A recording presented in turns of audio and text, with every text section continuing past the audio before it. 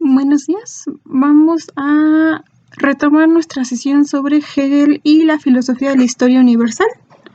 Estas diapositivas están basadas en su obra Lecciones sobre filosofía de la historia universal y también sobre la fenomenología del espíritu.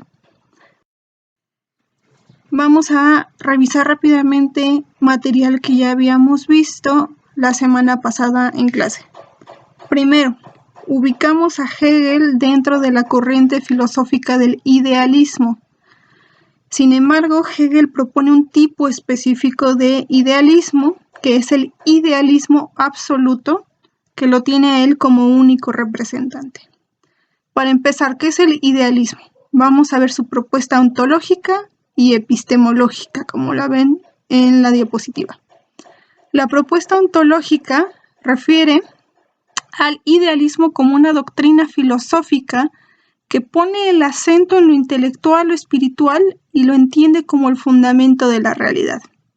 Es decir, considera a el mundo bajo una dualidad, lo intelectual o espiritual por un lado y lo material por el otro, y colocan el fundamento de la existencia de este mundo en uno de los polos, que sería lo intelectual o espiritual.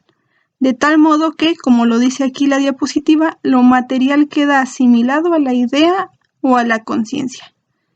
Es decir, lo intelectual o espiritual tiene primacía como fundamento de la realidad y el otro polo, lo material, queda asimilado o subordinado.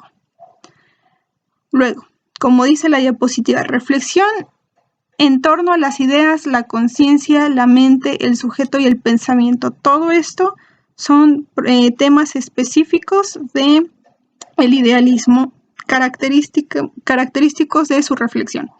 Después, su propuesta epistemológica, dijimos, hace coincidir a la realidad y el pensamiento, ya que como está poniendo el acento en el polo intelectual o espiritual, pues entonces toda la realidad puede ser entendida como, y aquí lo pongo, todos los objetos son objetos matemáticos, lógicos o contenidos de la conciencia, tales como representaciones, imágenes, emociones o sentimientos. Es decir, todo lo que nosotros consideramos como conformando al mundo, como siendo parte de, es en realidad, bajo la propuesta del idealismo, un objeto para una conciencia o un objeto referente a ideas, representaciones o imágenes. Es decir, los objetos no son preponderantemente materiales, físicos, sino por el contrario son ideales. Tenemos dos tipos específicos de idealismo, el objetivo o lógico y el subjetivo o psicológico. El idealismo objetivo o lógico afirma la subsistencia de las ideas por sí mismas de modo independiente a todo lo demás, es decir, la existencia de la idea por sí misma, independientemente de que alguien la piense, de que un sujeto la elabore, reflexione, etc. Es decir, si nos referimos a la relación básica del conocimiento que se da entre sujeto y objeto, están poniendo el acento en el objeto. Y entonces las ideas son, digamos, realidades en sí mismas. Un representante, pues, de este idealismo, a pesar de que no se le atribuye este nombre, es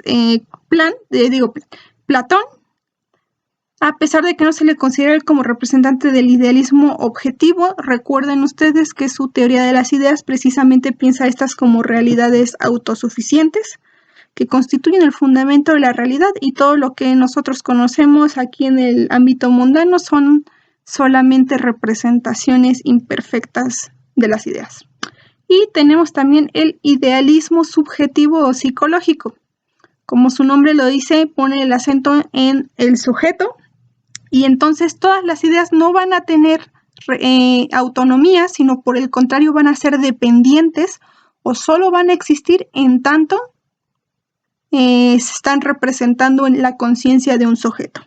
Es decir, no son autónomas, sino dependientes. ¿Dependientes de quién? De un sujeto. Las ideas, en tanto pensadas por una conciencia, El máximo representante de este idealismo será Kant, quien, recuerden, lleva a la revolución copernicana, la aplica a los términos de la reflexión epistemológico-filosófica y coloca el acento en el sujeto por sobre el objeto, como se había venido haciendo antes de él. ¿Dónde ubicamos a Hegel aquí? Les comentaba que Hegel es este pensador pues muy peculiar, que gusta de hacer síntesis, que gusta de tratar de abarcar y conciliar todas las propuestas filosóficas. Él no se va a decantar por un idealismo objetivo o subjetivo, sino por el contrario, ¿qué va a hacer? Cambiamos de diapositiva, es proponer un idealismo absoluto. Absoluto en el sentido de que conjunta al idealismo objetivo y subjetivo. El modo de hacer esto es hacer corresponder plenamente a las ideas como objeto y las ideas como objeto para un sujeto. Es decir, hacer corresponder plenamente todos los elementos involucrados en la relación del conocimiento, y esto lo logra al sostener que existe un único principio que domina, abraza toda la realidad. Ese principio va a ser el espíritu. Nos dice aquí, primer punto, todo lo real es racional y todo lo racional es real. Lo que encontramos aquí es una tautología, ¿no? Todo lo real es racional y a la vez todo lo racional es real. No es que se dé una y después la otra, sino que son simultáneas. Hay una identidad absoluta entre realidad y razón. Aquí vamos a definir realidad en la siguiente diapositiva, pero quiero recuperar un poco del término razón. Razón como logos, es decir, razón como aquello, no solamente como razón humana, sino como aquello que abarca tanto a la razón humana como a todo el orden de la existencia. Así podríamos pensar a logos o razón en este punto, como orden de la existencia. Y lo que él va a sostener es que el logos es el sustrato de la existencia, es decir, que todo lo que existe está ordenado racionalmente. Es decir, no es intencional, no es caótico, no es azaroso, no es accidental, sino por el contrario, producto de un orden con plena coherencia. A esto se le atribuye el nombre de una doctrina monista. Hegel va a proponer entonces una doctrina monista en el sentido de que hace descansar toda su reflexión sobre un único principio. El principio es el espíritu en tanto ordenado, es decir, como logos. Y es también una doctrina panlogista, es decir, en el sentido de que todo está sujeto a orden. Pan, logos. Todo sujeto a un orden. Es decir, todo lo que existe está ordenado y todo lo que está ordenado existe. Después, todo lo que existe está dominado por el principio del espíritu, solamente que manifestándose en sus distintos aspectos. Es decir, de nuevo, ¿no? Un solo principio. El principio es el espíritu. Todo lo que existe está dominado por el espíritu. Y entonces todo lo que existe y encontramos a nuestro alrededor, material e inmaterialmente, es distintas manifestaciones de la expresión del orden del espíritu. Puede ser como espíritu objetivo, subjetivo, absoluto, divino, histórico, del mundo, del pueblo, etc. Todo esto refiere a manifestaciones del principio ordenador del espíritu, solamente manifestándose de modos distintos. Después, el hombre como especie representa al espíritu en su aspecto subjetivo. Recuerden que él está haciendo corresponder idealismo subjetivo y objetivo. No niega alguno de los dos, solamente quiere conciliarlos. Y aquí entonces pone un poco el acento en el aspecto subjetivo del espíritu. El hombre, por medio de su razón finita, desarrollada a lo largo del tiempo, es lo que constituye el aspecto subjetivo del espíritu. Y lo que hace al desarrollar su razón finita a lo largo del tiempo es abonar a que el espíritu, es decir, ese principio que lo ordena y abraza todo, se conozca a sí mismo y tome conciencia de sí. Si todo lo que existe es racional y el hombre tiene una capacidad ordenadora que lo distingue del resto de los seres vivos, va a ser el hombre entonces quien ayuda al espíritu a conocerse a sí mismo de modo pleno. Pero como ustedes saben, la razón del hombre no es perfecta, sino por el contrario, imperfecta y finita. Por lo tanto, necesita de desarrollarse a lo largo del tiempo y también requiere no de la labor de un solo individuo, sino de todas las generaciones y todas las regiones. Es decir, esta es una labor que realiza el hombre, pero en tanto género, no como individuo. Aquí tenemos entonces ya los términos que habíamos esbozado en la diapositiva anterior. ¿Qué es la realidad y qué es la razón? Cuando nos dicen todo lo racional es real y todo lo real es racional, ¿qué tenemos que entender por realidad y razón? Realidad será el despliegue ordenado del espíritu en el tiempo y el espacio. Despliegue del espíritu en sus múltiples aspectos, incluyendo las manifestaciones determinadas, particulares e individuales. Es decir, todo lo que existe, tangible e intangible, material e inmaterial, es un despliegue ordenado del espíritu. Ahora, ¿qué es la razón? Dijimos razón como logos, que no se reduce nada más a razón humana. La razón humana más bien forma parte de ese logos más amplio. La razón es el fundamento de la realidad, que está perfectamente ordenado y estructurado. Es el fundamento de la realidad racional. Como dijimos, no es caótico, no es azaroso, no es accidental, sino por el contrario, ordenado. El hombre participa de ese fundamento racional a través de ¿qué? De su razón propia, la cual dijimos, acabamos de decir, es finita y singular. La historia entonces, para Hegel, de acuerdo a lo que hemos dicho, es el proceso o conjunto de fases, edades, periodos, etcétera, por los que atraviesa la evolución del espíritu en la progresiva toma de conciencia de sí mismo como principio de libertad. Esta es la definición, por así decir, más sintética de lo que representa la historia para Hegel. La historia es un proceso, y como todo proceso se puede dividir en momentos, en este caso fases, edades, periodos. Y lo que se está dando en ese proceso es la evolución del espíritu de acuerdo a una progresiva toma de conciencia de sí mismo. Eso es lo que quiere el espíritu. Y para realizar eso es que se sirve del hombre, de la razón finita del hombre.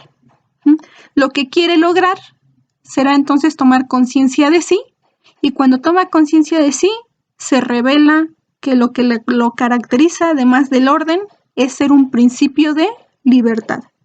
Más adelante vamos a hablar de qué entendemos por libertad. Entonces, toma de conciencia de parte del espíritu que no se da de modo inmediato, sino a través de la razón humana. Como se da a través de la razón humana y esta es imperfecta y finita, y no lo puede, esta labor de ayudar al espíritu a conocerse a sí mismo no lo puede realizar un individuo, sino todo el género, tiene que darse con el paso del tiempo. Si la razón humana fuese perfecta, este proceso sería inmediato, se daría en el tronar de dedos. Sin embargo, por ser imperfecta e infinita, requiere del esfuerzo a lo largo del tiempo y no lo logra hacer un solo individuo, sino que lo tiene que hacer la totalidad del género humano. Después, se necesita el desarrollo progresivo de la razón y el conocimiento humano a lo largo del tiempo para que el aspecto subjetivo del espíritu, la razón humana, traiga conciencia sobre el aspecto objetivo del espíritu, el mundo, material, inmaterial, todo lo que hay que conocer. Y cuando hay plena correspondencia entre el aspecto subjetivo del espíritu y el aspecto objetivo del espíritu, estos se sintetizan y nos dan como resultado al espíritu en su aspecto absoluto. Es decir, cuando la razón humana ha conocido todo lo que hay que conocer, incluyéndose a sí mismo, Es entonces que se corresponden perfectamente aspecto subjetivo y objetivo del espíritu, y como si juntásemos las dos mitades de una naranja, tenemos una unidad que se le llama el espíritu absoluto. Aquí, el espíritu tiene plena conciencia de sí mismo, como habíamos dicho, toma plena conciencia de su principio rector, que es el orden y la libertad, y lo que encontramos, y aquí hago referencia a la imagen que está a su izquierda abajo, la ola, lo que está haciendo el espíritu es reflexionarse. Flexionarse sobre sí mismo, volver sobre sí mismo. Eso es precisamente lo que se da cuando el espíritu toma conciencia de sí. Es decir, está haciéndose autoconsciente. Es para sí mismo sujeto y objeto de conocimiento. Y a esto nos referíamos entonces con las dos mitades de la naranja, ¿no? Es el espíritu en su aspecto subjetivo y objetivo. Cuando se corresponden plenamente, se unifican, obtenemos al espíritu absoluto. Haciendo referencia a la imagen de la ola, es espíritu lo que está a la base, espíritu cuando la ola se levanta, espíritu en el culmen de la altura de la ola, y espíritu la espuma que se forma cuando la ola choca sobre sí misma. Es el espíritu, el orden propio del espíritu, conociéndose a sí mismo, rompiendo sobre sí mismo como la ola. ¿Qué es la filosofía de la historia para Hegel? ¿Por qué llamó a su obra Lecciones sobre Filosofía de la Historia Universal? ¿Por qué? Porque está pensando que la filosofía es esa forma de conocimiento por excelencia que va a ayudar al hombre a que cumpla su función de auxiliar al espíritu para que se conozca a sí mismo. Nótese que aquí cuando digo auxiliar al espíritu no estoy diciendo como si fuesen dos cosas separadas. El hombre es una manifestación de la realidad abrazada por el principio del espíritu también. Por un lado tenemos a la filosofía.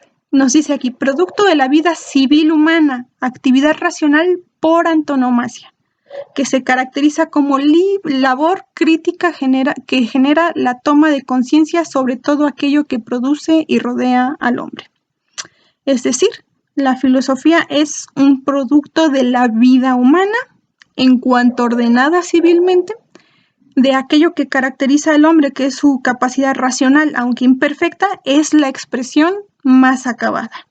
Y es precisamente la filosofía la que puede echar luz adecuadamente sobre lo que está pasando en el fondo del devenir histórico. Por eso tenemos filosofía más historia, el enfoque filosófico aplicado a la historia. ¿Y qué entiende por historia Hegel? Lo que ya habíamos señalado en creo que es una o dos diapositivas antes. La historia es el proceso o conjunto de fases por las que atraviesa el espíritu en su progresiva toma de conciencia de sí mismo como principio de libertad. Lo que obtenemos como resultado es la filosofía de la historia universal. ¿Por qué universal? Porque la realiza no un hombre individual, sino todo el género humano, y no sobre un evento histórico particular, sino sobre la totalidad del devenir histórico. La filosofía de la historia universal es el resultado de aplicar el enfoque filosófico, la reflexión filosófica a la historia. El resultado de aplicar esa reflexión racional por antonomasia al devenir histórico. Y lo que nos dice Hegel, que es la filosofía de la historia universal, es lo siguiente. La labor de autoconcientización del espíritu es el pensamiento del pensamiento. Es decir, si toda la realidad está abrazada por el principio del espíritu, la filosofía que versa sobre el espíritu no será otra cosa más que el espíritu pensándose a sí mismo. Pensamiento del pensamiento. La filosofía ve la historia como un proceso racional y ordenado, como un autodesenvolvimiento de la razón infinita que apunta a un fin universal específico. Universal porque atañe a la totalidad del género humano y a la totalidad de la existencia. Ese punto final, universal específico, es la síntesis de todos los aspectos posibles del espíritu en unidad, en la figura del espíritu absoluto. Muy bien, una vez que sabemos qué entiende Hegel por historia y por filosofía de la historia, es necesario atender a los principios que éste utiliza para comprender el modo específico en el que se está dando el desarrollo del espíritu. Estos principios son variación, resurgimiento y progreso. Nos dice variación, el espíritu se muestra en forma diferida en multitud de principios, pueblos, individuos y estados, así como en los cambios que todos estos experimentan. Y aquí a lo que nos estamos refiriendo es que todo lo que existe está abrazado por el principio ordenador del espíritu, pero este se manifiesta en cada uno de esos elementos de la realidad de modo distinto, particular, diferido. Se manifiesta en los individuos, también en los pueblos, en los estados y en las distintas etapas que estos atraviesan en su desarrollo propio. Nos dice también algunos de estos elementos de la realidad, individuos, pueblos o estados, captan el interés del filósofo de la historia por mostrar un elemento de universalidad en su cultura particular, pero no todos. Es decir, hay ciertos, y aquí lo refiere sobre todo a los pueblos o naciones, ciertos pueblos o naciones en los cuales se da un desarrollo de su cultura, el desarrollo de algún elemento específico de su civilización que abona importantemente a el proceso que atraviesa el espíritu en la persecución de su autoconocimiento. Por eso estos pueblos o naciones son fundamentales para entender la historia, pero no todos abonan de este modo al autoconocimiento por parte del espíritu. A esos pueblos los va a entender como pueblos ahistóricos, que a pesar de existir fácticamente, no ayudan en nada a el proceso que se está dando en el fondo de la historia. Esto lo vamos a ver más adelante. Tenemos también ahora el resurgimiento. Nos dice, nuevos principios surgen de la tensión de principios anteriores y estos representan respecto de esos anteriores su purificación y reelaboración. Lo que encontramos es la relación entre estos principios tiene un carácter dialéctico. Y este carácter dialéctico lo vamos a ver representado en la imagen que tienen de su lado derecho. Se dan cuenta, tienen ahí 3 óvalos, rosa, azul y color morado. Estos refieren a distintos principios, tesis, antítesis y síntesis. Aquí lo que me interesa es que tratemos de fijarnos y comprender cuál es la relación que describen estos principios, la relación que guardan entre sí más allá de su contenido específico. Otra cosa que vale la pena mencionar ahorita es que estos términos, tesis, antítesis, síntesis, no fueron utilizados propiamente por Hegel, no los van a encontrar en su obra. Sin embargo, son términos que han utilizado sus comentadores e intérpretes para facilitar la comprensión de su propuesta. Si se dan cuenta, en la imagen que tienen a su lado derecho, lo que tenemos en primer momento es a la tesis, ¿no? Lo que está en el óvalo rosa. La tesis puede ser cualquier principio, realidad, elemento de la realidad a la cual se opone la antítesis. Esta antítesis no significa otra cosa más que un principio distinto e incluso opuesto a la tesis. De ahí su nombre antítesis, ¿no? Antítesis. Pero en realidad no tiene que ser flagrantemente contrario, sino solamente distinto. Entre ellas se va a dar una relación de oposición, de tensión, es decir, una relación conflictiva, problemática, que sin embargo no va a derivar en la anulación de los mismos. Nosotros estamos muy relacionados con la idea de que los contrarios se anulan, ¿no? Esta nos viene en última instancia de ese principio lógico que nosotros conocemos como el principio de no contradicción, ¿no? Si ustedes recordarán que hay 3 principios lógicos básicos: el principio de identidad, el de no contradicción y el de tercer excluso. Aquí nos estamos refiriendo al principio de no contradicción, aquel que te dice que de principios contrarios entre sí no puede surgir nada nuevo, sino porque el contrario es un escenario que lógicamente no procede. Aquí lo que estamos encontrando en la propuesta de Hegel es una crítica a ese principio de no contradicción. Para Hegel, los contrarios no solo no se anulan, sino que pueden generar un nuevo principio. Por eso, de la tesis entre ellos, vamos a encontrar el surgimiento de un nuevo principio. A ese proceso se le conoce como superación o síntesis sin aniquilación. El término más adecuado es superación sin aniquilación, en el cual encontramos una relación de enriquecimiento, ya que la síntesis, ¿no?, lo que ustedes ven en el óvalo superior, es un nuevo principio, un nuevo elemento de la realidad que contiene algunos elementos o características de los dos anteriores, tesis y antítesis, pero no constituye una mera suma de esos elementos, sino que constituye una nueva realidad, un nuevo elemento que se deriva de los dos anteriores, pero que no se reduce a la mera suma de los anteriores. Por eso es superación, ¿no? No solamente suma, sino que existe ahí ya algo más. Y es una superación sin aniquilación. ¿Por qué? Porque los dos anteriores no se aniquilan, no se anulan, sino que persisten. Muy bien. Esto describe entonces la dinámica propia de lo que se conoce como dialéctica, una relación entre principios diversos o contrarios que genera un elemento enriquecido, un elemento que lo supera sin aniquilar a los anteriores. Esta dinámica es importante que la comprendamos porque si la tenemos bien presente nos va a ayudar a entender el resto de la propuesta de Hegel, e incluso más adelante nosotros podemos ir viendo cómo él la va aplicando a distintos ámbitos de reflexión e incluso derivar nosotros mismos cuáles son las conclusiones que se van a dar a partir de esa aplicación.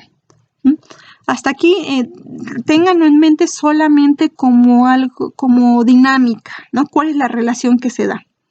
Tenemos un tercer principio que es el de progreso.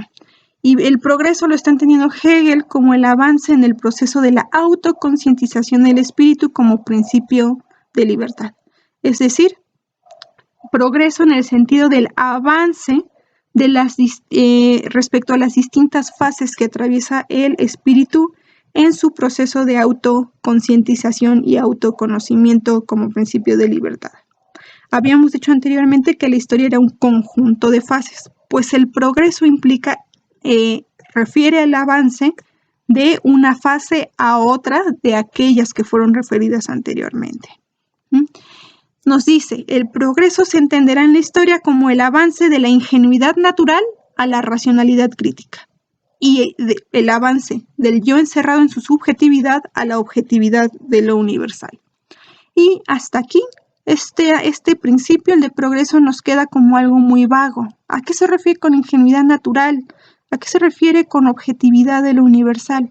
Aquí es necesario atender ya a las tres fases generales que atraviesa el espíritu en su proceso de autoconocimiento. Tenemos entonces que las fases de la historia refieren a la diferenciación lógica del espíritu en relación a la determinación de la libertad. Las fases no son más que manifestación diferenciada lógicamente del estatus del espíritu. Y son fases representadas por determinados pueblos o naciones en términos de su civilidad y racionalidad. Es decir, cada una de las fases que atraviesa el espíritu está ayudada, coadyuvada por un pueblo o por un núcleo de pueblos específico. Antes de continuar con esto, es importante que retomemos los 3 tips para comprender a Hegel que les había comentado la semana pasada para los que fueron a clase. Primer tip era recordar que todo lo que existe representa a la realidad en tanto está siendo abrazada por el principio ordenador del espíritu. Todo lo que existe nos conduce hacia el espíritu como principio fundamentador. Número 2, la cuestión de la dialéctica que acabamos de mencionar y que vimos en la diapositiva anterior. La tensión, oposición y tensión entre contrarios que no se anulan entre sí, sino que son capaces de generar un nuevo principio que los supera sin aniquilarlos. Y el tercer tip era que como todo lo que existe refiere al espíritu como principio fundamental, entonces encontramos en Hegel que la misma dinámica o lo mismo que se predica de los individuos, se predica de pueblos o naciones y se predica del espíritu, en general. Es decir, trata 3 instancias, la individual, la del pueblo y la del espíritu en general. Y todas las dinámicas, todos los procesos y fenómenos que atraviesen el ámbito de lo individual se presentan también en el ámbito de los pueblos y también en el ámbito del espíritu en general.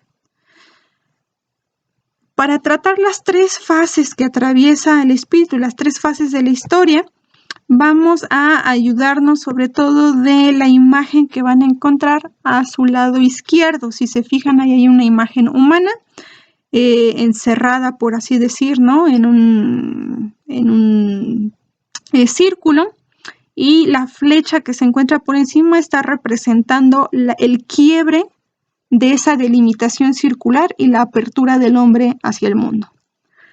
Vamos a iniciar por la instancia individual, porque es la más fácil, la que nos ayuda a explicar de modo más fácil qué es lo que está sucediendo en términos del espíritu. Traten de imaginar aquí a un infante humano, ¿no? A un niño pequeño o a un bebé. En la primera fase de su desarrollo, el infante o el bebé está sujeto por completo a sus necesidades fisiológicas, a sus pulsiones naturales, y se puede decir que vive anclado a lo natural, encerrado en lo natural. El bebé solamente sabe de su hambre, de su frío, de su sueño, de su dolor. No sabe del frío, del hambre y del sueño de nadie más que del suyo. Está sujeto de modo muy cercano a lo material. Es su cuerpo, su vivir en su cuerpo, lo único que él, de lo que tiene cierta conciencia. No sabe de los demás y por supuesto no sabe de la existencia más allá del ámbito donde él se desarrolla. Está sumergido en la naturaleza y existe como mera individualidad para sí mismo. Su sueño, su dolor, su hambre. No tiene libertad en realidad, porque está sujeto a lo material y a lo físico. No tiene capacidad para decidir qué hacer sobre su hambre y su sueño, solamente busca la satisfacción de esa necesidad. Cuando ese niño se desarrolla, pasa a una segunda fase, a la fase de la juventud, de la adolescencia, y traten de pensar en un adolescente. Aquí lo que encontramos es el inicio de la emancipación, es decir, el inicio de un proceso en el que se va ganando cada vez más libertad. Los adolescentes así son, empiezan a tomar conciencia de sí, pero también de los demás, y esto les llega a causar conflicto. Saben de su dolor, de su hambre, de su sed, pero empiezan a tomar conciencia del dolor, del hambre y de la sed de otros. Empiezan a darse cuenta que existe el mundo más allá de sus propias preocupaciones y sus propios problemas. Empieza también a poder decidir sobre el modo en el que da consecución a sus pulsiones naturales. Empieza a decidir qué comer, cuándo dormir, si es necesario no dormir, qué hacer frente al dolor. Pero todo esto apenas empieza a hacerlo. Por eso, en ese momento, su autoconciencia y su libertad son imperfectas y parciales, pero por lo menos están ya empezando a retoñar, por así decirlo.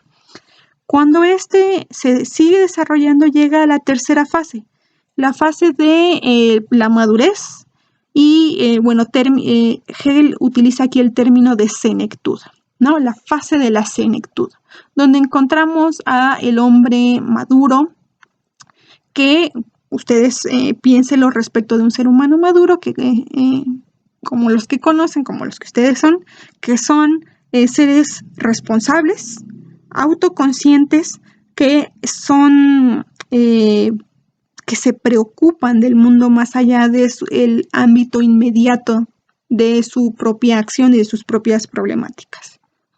Aquí lo que encontramos ya no es libertad parcial, sino libertad plena. Ya el hombre se hace responsable de sí mismo. Por ejemplo, en la vida real es solamente al hombre maduro al que se le puede imputar responsabilidad jurídica o al que se le puede imputar responsabilidad moral. No así a los niños ni a los adolescentes. No se les juzga del mismo modo que a un hombre maduro. El hombre maduro es el que tiene responsabilidad porque puede elegir. Y eso es un indicio de libertad. Elige. Dentro de todo el abanico de opciones que se le presenta, selecciona, elige y actúa. Es también un hombre que se abre más allá del ámbito inmediato de sus propias preocupaciones. Sigue sabiendo de su hambre y de su sueño, pero se preocupa por los demás. Y no, los demás no solamente aquellos que le son inmediatamente cercanos, sino incluso aquellos de los cuales no tiene percepción alguna, ¿no? Los que son solamente una idea para él. Aquí lo que encontramos en Hegel es que el hombre llega hasta esta tercera fase, sobre todo gracias a la educación. La educación es algo, es ese elemento destinado al desarrollo humano que lo hace avanzar en estas tres distintas fases y que en la última, en la tercera fase, le permite cabalmente acceder a la universalidad de logos. ¿A qué se refiere con esto? A todo aquel conocimiento que nosotros podemos tener que sea de valor universal, que refiera a esa capacidad ordenadora, que tenga valor no sujeto a una circunstancia específica, sino que sea válida para toda circunstancia. En la educación nosotros aprendemos conceptos que no se cierran a individuos o a casos específicos. Conocemos acerca de la ley, de las normativas morales, de los dilemas morales, sabemos también de historia, sabemos también de los procesos culturales de otros pueblos. Es por medio de la educación entonces que nos abrimos a la universalidad de logos. No solo lo particular, sino ya lo universal. Esto mismo, todo lo que acabamos de describir, se va a dar no solo en el individuo humano, sino también en los pueblos o naciones. Los pueblos o naciones también se van a desarrollar y se van a ir desenvolviendo, ganando libertad y autoconciencia. Estos también pasan por una etapa infantil, juvenil y de senectud. En este desarrollo, los pueblos y sobre todo ciertos pueblos van ayudando ahora al espíritu en general a que él mismo se desarrolle y vaya ganando autoconciencia y libertad. Volvamos a repetir estas tres fases, pero ahora predicadas de el espíritu en general. Y así es como lo tenemos escrito en la diapositiva. La primera fase es la del espíritu infantil o aquel que vive en la inmediatez. El espíritu sumergido en la naturaleza que existe como mera individualidad para sí misma. No tiene libertad, ya que está sujeto a los impulsos naturales y a los impulsos de lo material. Ahora, cuando decimos que el espíritu atraviesa por estas fases, no estamos diciendo que lo haga de modo ajeno a la vida humana, sino precisamente a través de la vida humana. Cuando los individuos y los pueblos se desarrollan siguiendo estas tres fases, así también lo hace el espíritu junto con ellos. El espíritu también va saliendo de este círculo, de este estar encerrado en sí mismo y abrirse no solo hacia los demás, bueno, en el caso del individuo y los pueblos, sino también abrirse hacia la universalidad en el caso del individuo, los pueblos y el espíritu en general. El espíritu entonces abandona el estado de naturaleza y empieza a buscar libertad y autoconciencia. Pero todavía estamos en esa primera fase, en un momento muy inmaduro, un momento, por así decir, donde el espíritu está verde, ¿no? Sin embargo, lo que encontramos es que Hegel nos dice que en ese momento existe un pueblo o un conjunto de pueblos que ayuda específicamente al espíritu a que atraviesa esa primera fase. Y ese núcleo de pueblos es referido como el mundo oriental. Y aquí está pensando en los jeques, en los sultanes, en esa forma de organización sociopolítica del mundo oriental en la cual gobierna uno solo. Y uno solo pone la legislación que va a aplicar para todos los demás. El mundo oriental representa la libertad de uno, que es libertad incipiente que empieza a desarrollarse, pero que todavía no es plena, dado que solamente uno la ejerce. La segunda fase es la del espíritu juvenil, aquel que tiene que ver con la emancipación del espíritu respecto de la naturaleza y el acrecentamiento de su conciencia como principio de libertad. Aquí lo que encontramos es una expresión de liberación todavía imperfecta y parcial, pero que está en vías de hacerse plena. El espíritu, de nuevo, a través de los individuos y a través de los pueblos humanos, empieza a adquirir conciencia de sí mismo y empieza a considerar que lo que le es propio es su relación con la libertad. Sale de sí mismo, empieza a conocerse a sí mismo en este caso, y el conjunto de pueblos que lo ayuda a realizar esto es referido por Hegel como el mundo de la antigüedad. Aquí sobre todo está pensando en quién, en la Grecia antigua, en el lugar donde nació la filosofía como emergencia del pensamiento crítico. Es precisamente este nacimiento de la filosofía junto con las expresiones sociopolíticas específicas del mundo antiguo, lo que va a ayudar a que el espíritu pase de primer a segunda fase. Lo que encontramos en el mundo de la antigüedad es no ya la libertad de uno solo, sino la libertad de algunos. Sin embargo, esa libertad, a pesar de que se ha hecho más extensa, se ha hecho extensiva a una parte más amplia de la población, sigue siendo imperfecta. ¿Por qué? Porque aquellos que ponen las leyes actúan autónomamente, dándose fines a sí mismos, pero aquellos que reciben las leyes como imposición, sin haberse visto involucrados en el proceso de esta determinación, toman un papel heterónomo, ¿no? Recibiendo una determinación externa. La determinación autónoma, es decir, determinarme a mí mismo, autodeterminarme o ser libre, se va a dar hasta la tercera fase, donde el espíritu va a ascender de la libertad parcial a la pura universalidad de la libertad y del logos.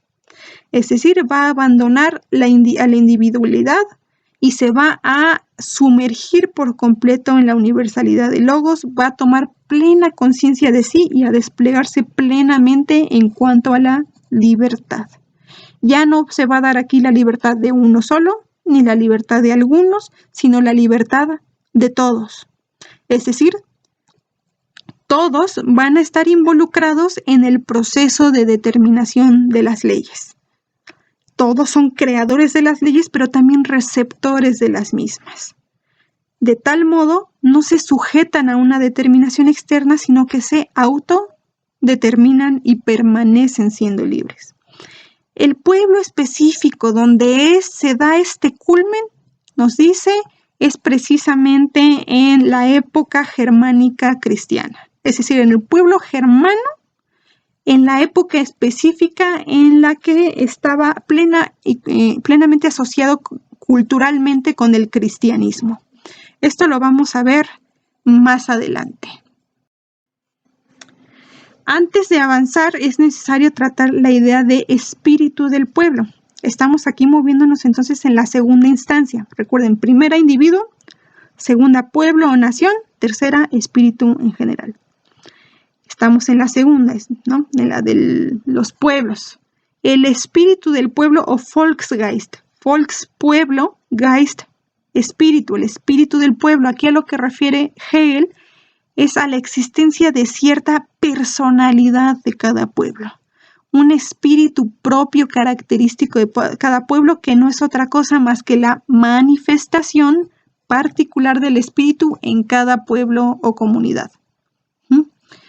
Esta idea nos tiene que parecer familiar porque está en el fondo, muy en el fondo de esa idea generalizada y común de la personalidad de los pueblos, ¿no? La personalidad del pueblo alemán, la personalidad de los pueblos latinoamericanos, ¿no? Ellos son rígidos, son puntuales, son detallistas, nosotros somos cálidos, somos festivos, etcétera. Eso es lo que está de fondo, cierta idea de que hay una personalidad del pueblo, que hay algo que caracteriza al pueblo en específico. Y aquí refiere al aspecto subjetivo del pueblo y al aspecto objetivo del pueblo. El aspecto subjetivo del pueblo refiere precisamente a el sentir que el pueblo tiene sobre sí, el carácter y creencia hacia un pueblo. El aspecto objetivo refiere a sus usos, leyes, costumbres, instituciones, arte, religión, ciencia, técnica, etc. Aquí a lo que nos está haciendo referencia precisamente es a la parte subjetiva del pueblo, lo que se da en aquellos que conforman al pueblo en su interior, en cuanto a creencias y carácter, y por otro lado el aspecto subjetivo, ahí donde expresan, cristalizan o manifiestan esas creencias, ese sentir sobre sí mismos. Cuando como dos mitades de una naranja las conjuntas en unidad, el aspecto subjetivo y objetivo de un pueblo te dan como resultado al espíritu del pueblo. Ahí hay una relación dialéctica, ¿no? Uno de estos aspectos subjetivos puede ser la tesis, el aspecto objetivo las antítesis, y la síntesis de estos dos es el espíritu del pueblo. Ahora, esa idea, espíritu del pueblo, nos ayuda a entender cuáles son los pueblos que sí ayudan al espíritu a desarrollarse. Como cuáles dijimos, ya hablamos del núcleo de pueblos que es mundo oriental, mundo antiguo y al pueblo germánico en tanto está relacionado con el cristianismo. Sin embargo, también nos sirve para señalar que existen, según Hegel, algunos pueblos que no gozan de esta característica plenamente. A esos los llama pueblos ahistóricos, aquellos que no se organizaron en estados que garantizaran la libertad y la cultura de la mayoría, sino que se quedaron únicamente en un estado de barbarie y esclavitud muy parecida a la de la primera fase del desarrollo de la historia. Nos dice, estos existen históricamente, pero no participan del proceso que subyace al devenir de la historia. Existen fácticamente, pero no ayudan en nada a que el espíritu, a final de cuentas, cumpla la meta de conocerse a sí mismo plenamente. Desgraciadamente, Hegel considera dentro de estos pueblos históricos a la mayor parte de los pueblos americanos, ya que considera no tienen algo distintivo, no se caracterizan por su libertad, por su cultura o por algún producto intelectual específico que los haga destacar y que haya abonado al desarrollo del espíritu. Muy bien. Entonces, como habíamos señalado, para Hegel, la tercera fase de la historia, aquella que refiere al espíritu de senectud, a la madurez del espíritu, está apoyada por el desarrollo cultural específico de un pueblo, en este caso el pueblo germánico, en su asociación con el principio cristiano. A esto le llama principio cristiano germánico, y a este lo entiende entonces como el ámbito cultural específico y propicio para que el espíritu llegue al culmen de su desenvolvimiento en la búsqueda o consecución de su finalidad propia, que es el autoconocimiento como principio de libertad. Sin embargo, como habíamos dicho, es necesario atender precisamente a estos dos puntos. ¿A qué se está refiriendo con la cultura germánica y con el principio cristiano? Por cultura germánica está refiriendo a aquel ámbito cultural específico donde se daba el mayor desarrollo o el apogeo del desarrollo de la razón, de la libertad y de la civilidad. Esto es, desarrollo de acuerdo a la universalidad de logos, de acuerdo a las leyes, a las normativas morales, a conceptos y a reflexiones amplias que tienen alcance universal. En específico, de todos estos elementos que refieren a la universalidad, va a destacar la filosofía, porque como ya lo habíamos señalado en diapositivas pasadas, la filosofía constituye ese producto cultural que ayuda a tener conciencia sobre la realidad y sobre la acción humana. Va a ser la filosofía precisamente como pensamiento del pensamiento, vía por medio de la cual el espíritu se piensa a sí mismo y toma conciencia de sí, que el pueblo germano, primordialmente filosófico, va a ayudar al espíritu a que alcance su finalidad propia. ¿Qué es lo que nos está diciendo Hegel? Es precisamente el pueblo germánico el que ha destacado entre otros pueblos por su reflexión y el que ha generado los mejores frutos en cuanto a la filosofía, y por eso la plena toma de conciencia va a ser ayudada por el pueblo germánico. Pero no es solamente sino el pueblo germánico en tanto está relacionado al principio cristiano, en específico él lo pensaba como cristiano protestante, y aquí a lo que está refiriendo es a la época en que el Espíritu Divino, nos dice, ha venido al mundo y puso su sede en el individuo, a la interioridad como vía para acercarse a lo divino, por medio de lo cual se concilia el espíritu subjetivo y el objetivo y se hacen uno con su concepto. A lo que nos está refiriendo aquí Hegel es que es precisamente el cristianismo, sobre todo en relación con la figura de la Divina Trinidad, que permite enlazar lo trascendente con lo inmanente. Es precisamente la relación compleja entre Dios Padre, Espíritu Santo y Cristo como mediador, esa relación la que permite que lo trascendente, como aquí dice, se haga presente en el mundo humano y que el Espíritu Divino ponga su sede en el individuo. Es decir, una conexión entre trascendencia e inmanencia que no se da de modo simplificado, sino por la vía de la interioridad del individuo y la difusión de esta autoconciencia al resto de los distintos pueblos. Va a destacar entonces precisamente el valor del cristianismo como aquel de mediación y aquel en el cual el hombre toma conciencia de las perfecciones que son atribuibles únicamente a lo divino. Esto se va a ver más claro en la próxima diapositiva.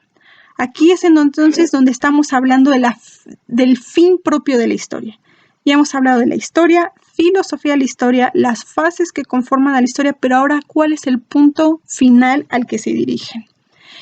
Según Hegel, ese punto final es la plena autoconciencia del espíritu que se reconoce a sí mismo como principio de libertad. Y esta plena autoconciencia y este reconocimiento se va a dar en dos ámbitos, en el de lo inmanente y en el de lo trascendente. Cuando habla del ámbito de lo inmanente, está refiriendo precisamente a lo que se está dando en el aspecto, en la esfera de la existencia humana y cómo se va a manifestar esa finalidad de la historia específicamente en cuanto a la existencia del hombre. Nos dice, en cuanto a lo inmanente se va a dar la extensión de la libertad a todos los miembros de un Estado. Es decir, se va a establecer una verdadera comunicación con los otros. Se van a establecer también formas de organización sociopolítica donde no se dé la libertad de uno solo, ni la libertad de unos cuantos, sino la libertad de todos, como aquí dice, de todos los miembros de un Estado. Se buscará que todos ellos sean libres, autónomos, que estén involucrados en la generación de la legislación a la que ellos mismos se sujetan y que entonces de ese modo se autodeterminen. Esto muy al contrario de formas de imposición, de sujeción, de esclavitud, en la cual te sujetas a la determinación de otros. En lo inmanente también vamos a encontrar que la totalidad de los hombres se va a someter a las leyes civiles de orden lógico y universal, pues solamente en cuanto a este sometimiento el hombre es verdaderamente libre. Y aquí esto ya lo hemos esbozado antes.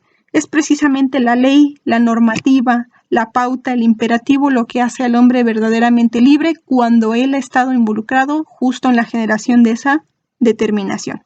El hombre se autodetermina, pero también por medio de la ley accede a la universalidad de logos. Y esto ya lo habíamos referido, es propio de la tercera fase del desenvolvimiento del espíritu. A final de cuentas, todo esto nos indica que la finalidad de la historia en el ámbito de lo inmanente nos dirige a la realización humana al abrirse a la universalidad de logos. Aquí tenemos que tomar en cuenta que la mayoría de los filósofos especulativos de la historia consideran que una parte importantísima del fin último de la historia es que el hombre se desarrolle plenamente, que se autorrealice en tanto hombre. Eso es algo común a casi todos los filósofos especulativos de la historia. Lo que va a variar es lo que ellos consideran es propio del hombre y que ha de desarrollarse plenamente y también cómo. En el caso de Hegel, esa autorrealización humana, ese pleno desarrollo se va a dar solamente cuando el hombre se abra por completo a la universalidad de logos, a los conceptos, a las leyes, a la normativa moral, al imperativo, etc. En el ámbito de lo trascendente, el fin último de la historia va a referir al espíritu en tanto está viviendo abierto a la universalidad de logos y se toma conciencia de sí mismo como fundamento de la realidad. Aquí estamos hablando ya no del individuo, ya no tanto del pueblo, sino de el espíritu, que éste viva abierto a la universalidad de logos y se reconoce a sí mismo como fundamento de la realidad. Segundo punto, la libertad incipiente de la naturaleza humana se desarrollará plenamente y se organizará adecuadamente en la forma de estados, organizaciones sociopolíticas bien definidas y en la forma de culturas organizadas adecuadamente. Aquí está entonces estableciendo la plena relación entre el individuo, el pueblo y la ordenación de los pueblos bajo la forma de Estado. Y finalmente nos dice, solo a través de lo anterior se torna el espíritu en espíritu divino, el cual es perfectamente libre y tiene la libertad perfecta de Dios. Y digamos, sería el punto último y más excelso, el que más denota de la finalidad última de la historia. Lo que se está dando en última instancia es que el espíritu que antes se manifestaba de modos diversos y múltiples, vuelva a ser unidad y va a ser unidad perfecta y perfectamente libre. Va a ser entonces hasta este último momento de la historia que el espíritu va a mostrar, a expresar todas las perfecciones posibles. Perfecta autoconciencia, perfecta libertad, perfecto conocimiento, omnisciencia, y va a ser entonces solamente hasta este momento que podemos hablar del espíritu como espíritu divino. Aquí lo importante va a ser entonces distinguir entre espíritu divino y espíritu absoluto. Espíritu absoluto refiere a como las dos mitades de una naranja, la plena correspondencia entre el sentido objetivo del espíritu y el sentido subjetivo del espíritu. Estas dos partes van a corresponder plenamente entre sí y nos van a dar como síntesis unificadora a el espíritu absoluto. Cuando el hombre, que es el espíritu, representante del espíritu subjetivo, conozca todo lo que es susceptible de ser conocido, incluyéndose a sí mismo, se conocerá todo lo que es posible conocer y se conformará el espíritu como espíritu absoluto. Otro aspecto de ese momento último es el del espíritu divino, el cual refiere a la expresión de todas las perfecciones, ¿no? Y entre las que va a destacar la libertad perfecta de Dios.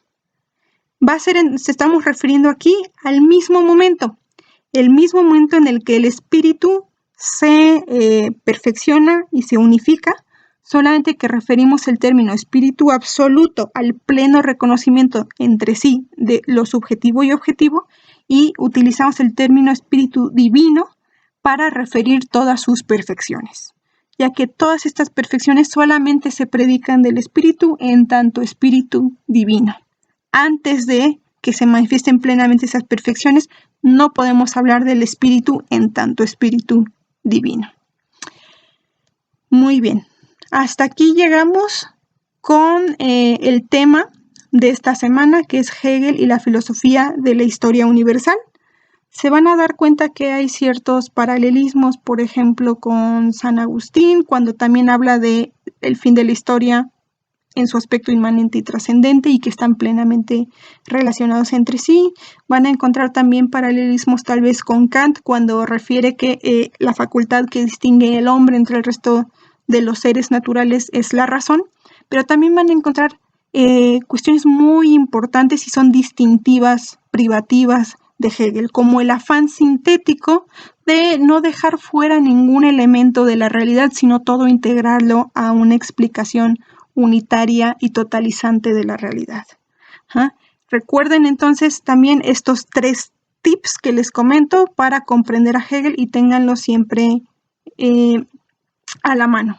Primer tip: todo lo que existe está abrazado por el principio ordenador del espíritu. Número 2, la cuestión de la dialéctica.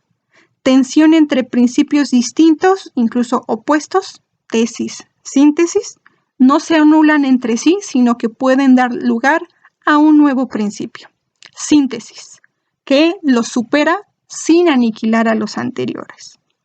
Y tercer tip: todo lo que se predica del individuo humano se predica también del pueblo y se predica también de el espíritu en general. Con el desarrollo de los individuos y de los pueblos se está desarrollando también el espíritu en general para llegar a ese punto final, espíritu absoluto, donde se conoce plenamente a sí mismo y toma plena conciencia de sí mismo como principio de libertad. Muchas gracias, espero verlos pronto, que estén muy bien y que se cuiden mucho, por favor. Gracias.